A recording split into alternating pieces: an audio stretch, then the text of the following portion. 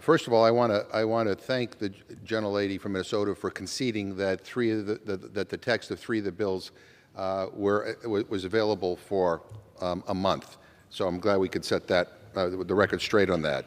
The second thing I want to say is that at least two of these bills have bipartisan co-sponsorship.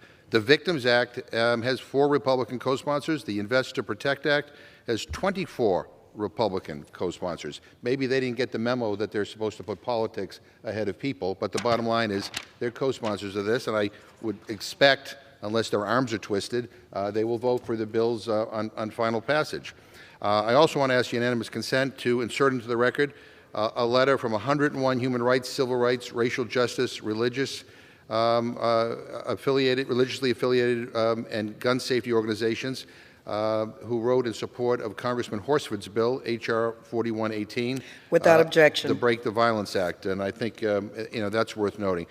The other thing is, again, I inserted earlier an article talking about the Republicans that would not even honor the men and women of the Capitol Police who defended us on January 6th.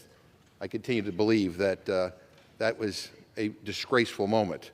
But when the gentlelady says that somehow they will always stand on behalf and honor our members of law enforcement, let me just read a few quotations here.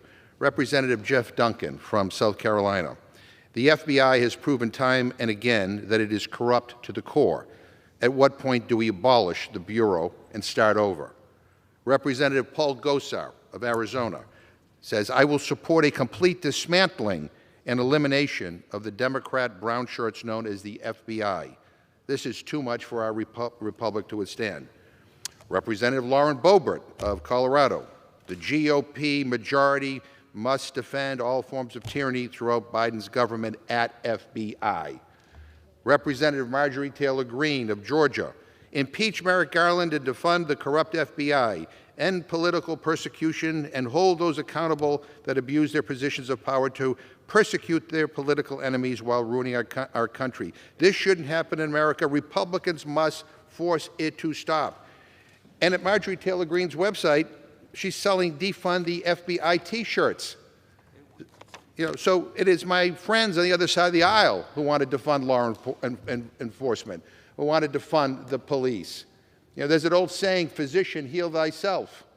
Well, you ought to take that to heart. The bottom line here is these are bills that will help improve safety in our communities. These are bills that local officials, local law enforcement organizations want. The only people who don't want them are my friends on the other side of the aisle. So, if you want to vote no, vote no. But I suspect that some on your side understand what their communities want. And they don't want politics as usual. They don't want people putting politics over people. What they want is help for their communities. So you have a chance. You can either vote yes to help the communities or vote no. But that is your choice. And again, Madam Speaker, I think these bills are good bills. We should support the rule. We should support the underlying bill. I reserve my time.